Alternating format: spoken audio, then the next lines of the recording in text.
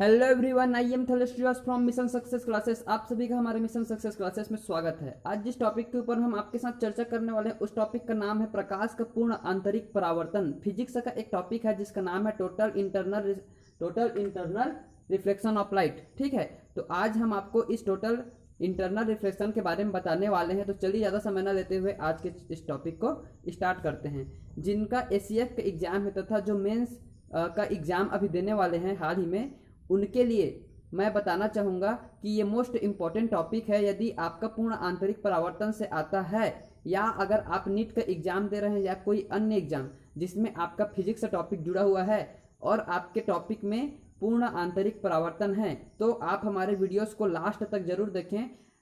आशा है कि आपको जो है पूरी तरह से समझ में आएगा तथा हमने इसमें अच्छा से सभी चीज़ों को इंक्लूड करने का प्रयास किया है। पूर्ण विश्वास है कि इसमें से बाहर से नहीं पूछा जाएगा अगर पूर्ण आंतरिक परावर्तन के टॉपिक से कुछ क्वेश्चन आए तो। ठीक है, तो चलिए ज़्यादा समय न लेते हुए आज का जो टॉपिक है उसको हम चर्चा करते हैं, शुरुआत करते हैं। तो शुरुआत होता है कहाँ से? प्रकाश के पूर्ण आंतरिक परावर्तन से, total internal reflection of light से, जिसकी परिभाषा क्या होती है? जैसा कि आप सभी को पता ही है, क्या होता है कि जब कोई प्रकाश किरण सघन माध्यम से विरल माध्यम में प्रवेश करती है तो अपवर्तन के नियमानुसार जो उसका अपवर्तित किरण है वो अभिलंब से दूर हटता है। ऐसा होता है? जी हाँ, होता है कि जब कोई प्रकाश किरण सघन माध्यम से विरल माध्यम में प्रवेश करती है तो अपवर्तन के नियमानुसार उसका जो अपवर्तित किरण है वह अभिलंब से दूर हटता है और दूर हटने के कारण उसका अपवर्तन कोण का मान हमें मिलता है। और जब आपतन कोण को बढ़ाया जाता है तो अपवर्तित किरण जो है वह अभिलंब से और दूर हटती जाती है, पहले जिस मान में थी उससे और ज़्यादा दूर हटती जाती है, जिसके फलस्वरूप क्या होता है? अपवर्तन कोण का मान बढ़ते जाता है। अर्थात आपतन कोण के बढ़ने से अपवर्तन कोण का मान बढ़ता है क्योंकि अपवर्तित किरण अभिलंब से ज़्यादा दूर हटती जाती है। एक कंडीशन ऐसा आता है कि आपतन कोण के लिए अपवर्तन कोण का मान क्या होता है? 90 डिग्री हो जाता है। अब जब अपवर्तन कोण का मान 90 डिग्री हो जाए उसके बाद भी यदि आपतन कोण को बढ़ाया जाए तो उस कंडीशन पर आपतन कोण के मान को क्रांतिक कोण कहा जाता है। क्या कहा जाता है? क्रांतिक कोण कहा जाता है। याद रखिएगा कि आपतन कोण को क्रांतिक कोण कब कहा जाएगा? जब अपवर्तन कोण का मान क्या हो जाए? 90 डिग्री हो जाए। अर्थात जब सघन माध्यम से कोई प्रकाश किरण विरल माध्यम में प्रवेश कर रही हो उसके दौरान क्या होता है कि वह अभिलंब से दूर और हटता है। अब आपतन कोण के मान को बढ़ाते जाने पर क्या होता है? वह और दूर हटता जाता है। एक कंडीशन क्या आता है कि इसका मान पूरा कितना हो जाता है? 90 डिग्री हो जाता है। किसका मान? अपवर्तन कोण का मान। जब अपवर्तन कोण का मान 90 डिग्री हो जाए तो 90 डिग्री होने के पश्चात भी 90 डिग्री हो जाता है, उस कंडीशन पर हम आपतन कोण को क्या कहते हैं? क्रांतिक कोण कहते हैं। याद रखिएगा, आपतन कोण को क्रांतिक कोण कब कहते हैं? जब इसको आपतन कोण को बढ़ाते जाएंगे और अपवर्तन कोण का मान 90 डिग्री प्राप्त हो जाए, उस कंडीशन पर आपतन कोण को क्रांतिक कोण कहा जाता है। इतना क्लियर हो गया? अब इसके लिए हम कुछ और यहाँ टॉपिक भी देखेंगे, कुछ पदार्थ के अपवर्तनांक और उसके क्रांतिक कोण के बारे में, लेकिन उससे आगे थोड़ा सा और है जिसमें हमें पूर्ण आंतरिक परावर्तन का क्या मिलेगा? परिभाषा मिलेगा, उसको देख लेते हैं। अब क्या हुआ, हमें आपतन कोण का मान हमने बढ़ाया तो हमें अपवर्तन कोण का मान 90 डिग्री मिल गया।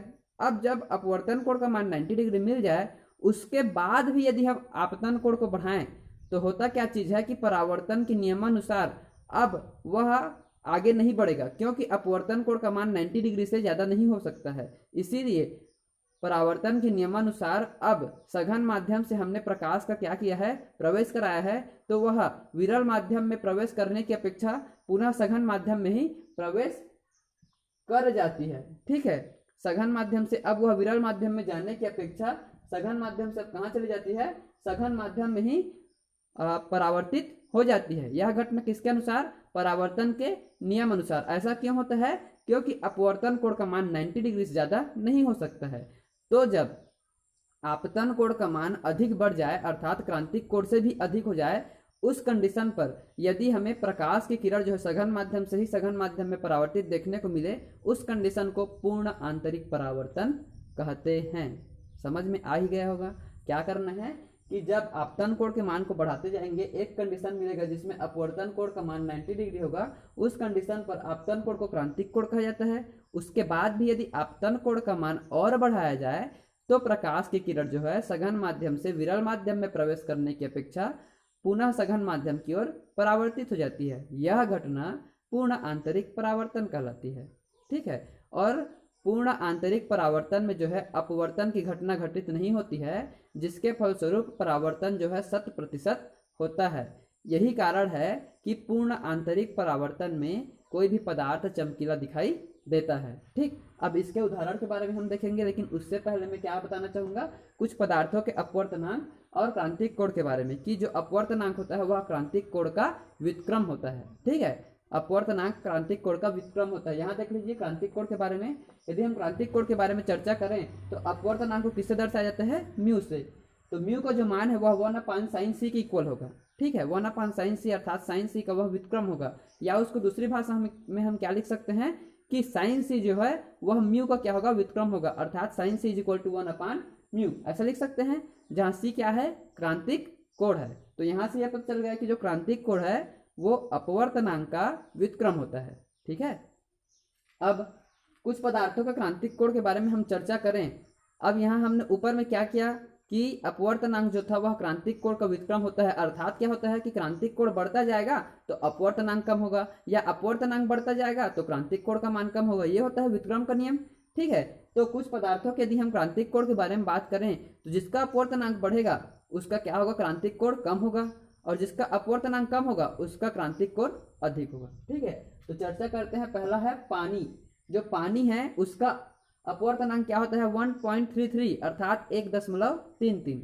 पानी का अपवर्तनांक 1.33 होता है, अर्थात कम होता है, इसीलिए इसका क्रांतिक कोण का मान कितना होता है, 48.5 डिग्री।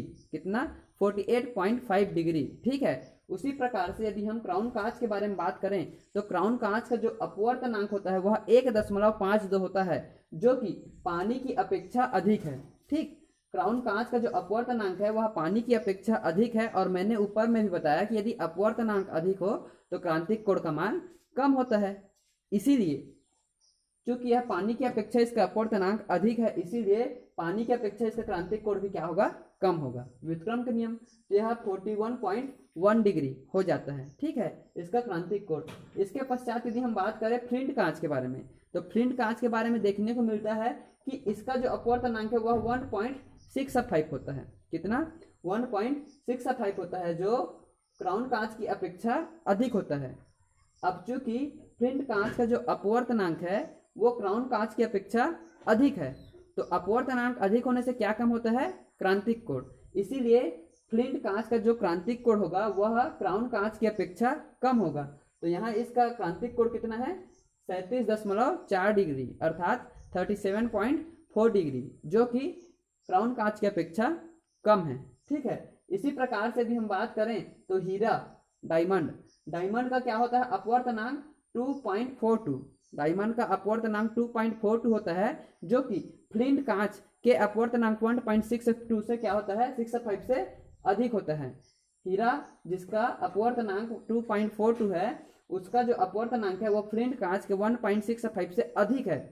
चूंकि अपवर्तनांक अधिक है इसीलिए क्रांतिक कोण का मान क्या होगा, कम होगा। यहाँ अपवर्तनांक इसका क्रांतिक कोण कितना है, 24.4 डिग्री अर्थात 24 डिग्री ऐसा मान सकते हैं लगभग। ठीक है, इस प्रकार से यह जानकारी प्राप्त हो जाती है कि अपवर्तनांक यदि अधिक है तो क्रांतिक कोण कम, और यदि अपवर्तनांक कम है तो क्रांतिक कोण अधिक होगा। ठीक, अब इसके पश्चात हम बात कर रहे थे पूर्ण आंतरिक परावर्तन के बारे में। तो पूर्ण आंतरिक परावर्तन कब होता है, उसके लिए 2 नियम या 2 शर्तें होती हैं। उन शर्तों को चलिए पहले देख लेते हैं, फिर उनके उदाहरणों के बारे में बात करेंगे। पूर्ण आंतरिक परावर्तन कब हो सकता है, जब प्रकाश की किरण सघन माध्यम से विरल माध्यम में प्रवेश कर रही हो, ना कि विरल माध्यम से सघन माध्यम में। ठीक है, एक चीज कंफर्म है कि सघन माध्यम से कहाँ प्रवेश करेगी, विरल माध्यम में प्रवेश करेगी, ना कि विरल से सघन में। ठीक है, पहला नियम कि सघन माध्यम से विरल माध्यम में प्रवेश होनी चाहिए प्रकाश की किरण, तब वह पूर्ण आंतरिक परावर्तन हो सकता है।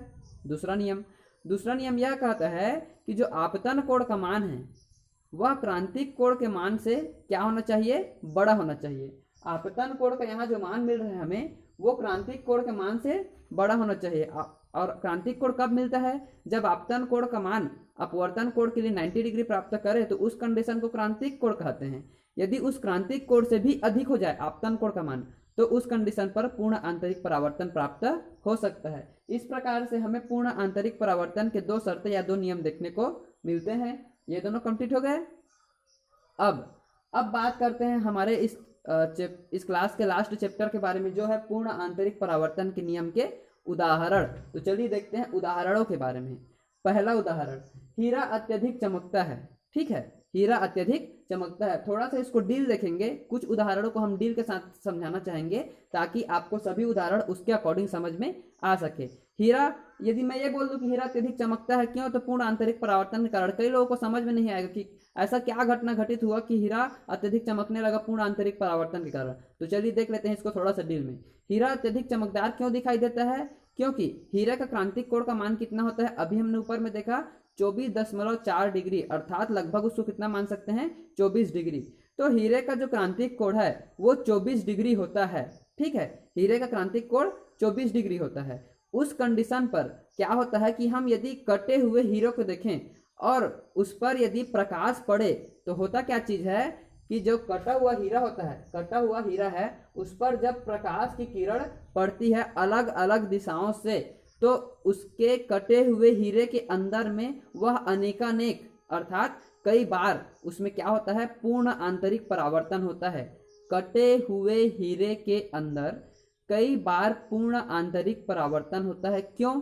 क्योंकि जो हीरा है वह सघन माध्यम है, उसके अंदर में जब प्रवेश करता है सघन से विरल के अंदर में तो उस कंडीशन पर उसके अंदर में कई बार पूर्ण आंतरिक परावर्तन होता है, जिसके फलस्वरूप सभी दिशाओं से जो आ रही प्रकाश की किरण है वह सभी दिशाओं से नहीं निकल पाती है, केवल कुछ ही दिशाओं से निकल पाती है, जिसके कारण हीरा हमें चमकदार दिखाई देता है। यह हो गया पूर्ण आंतरिक परावर्तन का एक उदाहरण। आशा है कि आप लोगों को समझ में आ गया होगा, और जिनको समझ में नहीं आया होगा वे कमेंट बॉक्स में हमें बता सकते हैं, हम आपको और डिटेल से समझा सकते हैं। ठीक। दूसरा, रेगिस्तान में मरीचिका का भ्रम होना। ठीक है, रेगिस्तान में मरीचिका का भ्रम होना। जैसा कि आप में से अधिकतर लोगों को पता होगा कि गर्मी के दिनों में क्या होता है, जब आप चलोगे रेगिस्तान में या सड़कों पर ही चलोगे या ठंडे प्रदेशों में चलोगे तो क्या होता है, हमें भ्रम होता है। ठीक है, उस भ्रम को मरीचिका कहा जाता है। कैसा भ्रम होता है कि जैसा कि मान लीजिए कोई यात्री है, वह रेगिस्तान में यात्रा कर रहा है, कहीं जा रहा है, कहीं से गुजर रहा है, और रेगिस्तान से जब गुजर रहा हो उस कंडीशन पर उसको दूर में यदि कोई पेड़ दिखाई दे तो उसको क्या दिखाई देता है? केवल पेड़ दिखाई नहीं देता है, दूर से उसे ऐसा भ्रम होता है कि ये पेड़ है और उसके नीचे उसकी छाया प्रतीत होती है। वास्तव में वह उसकी छाया नहीं होती है, लेकिन यात्री को वह दूर से क्या दिखाई देती है कि यह पेड़ है और पेड़ के नीचे में उसकी छाया बनी हुई है। और यह छाया कैसे में बनी हुई है? तो आप लोगों को पता ही होगा कि आपकी छाया कब बन सकती है, जब आप या तो कांच के सामने खड़े हुए हो या फिर आप किसी तालाब अर्थात पानी के सामने खड़े हुए हो, तब आपका क्या बन सकता है? प्रतिलिपि बन सकता है। वही घटना इसके साथ घटित होती है कि रेगिस्तान में जब किसी यात्री को दूर से क्या दिखाई दे कि पेड़ का यदि प्रतिबिंब दिखाई दे, उसका छाया दिखाई दे, तो वहां तो कोई कांच लगाकर नहीं रखा रहेगा, अर्थात उन्हें जल का भ्रम होता है। और जल के भ्रम के कारण उन्हें जो पेड़ है उसका उल्टा प्रतिबिंब लगभग दिखाई देता है। परंतु जैसे जैसे यात्री उसके नजदीक आते जाता है उसका जो भ्रम है वह नष्ट हो जाता है और मरीचिका का भ्रम टूट जाता है। यह भ्रम किस कारण से होता है? पूर्ण आंतरिक परावर्तन के कारण। ठीक है। अगला, कांच का चटका हुआ भाग चमकीला दिखना। ठीक है, कांच का चटका हुआ भाग चमकीला दिखना। आप लोगों ने देखा ही होगा किसी कांच को चटके हुए, या फिर कई लोगों का मोबाइल क्या हो जाता है, ग्लास गार्ड लगाए रहते हैं, उस कंडीशन पर कभी गिर जाता है तो उसका जो ग्लास गार्ड है वो बीच से चटक जाता है। चटकने के फलस्वरूप हमें वह भाग चमकीला दिखाई देता होगा। ग्लास गार्ड से आप लोग को ज़्यादा समझ में आएगा मोबाइल के माध्यम से, क्योंकि आजकल लगभग सभी लोग मोबाइल यूज़ करते हैं। तो आप लोगों ने देखा ही होगा कि जब उस कांच का क्या होता है, कोई भाग चटक जाता है तो चटकने के फलस्वरूप हमें वह चमकीला दिखाई देता है अन्य भाग की अपेक्षा। ऐसा होता है। अब आप लोगों ने सोचा होगा कि ऐसा क्यों दिखाई देता है। कई लोगों ने नहीं सोचा होगा, कई लोगों ने सोचा होगा कि दिखाई देता है कुछ कारण होगा, लेकिन कई लोगों ने नहीं सोचा होगा। तो चलिए उसको बता देते हैं ऐसा क्यों दिखाई देता है।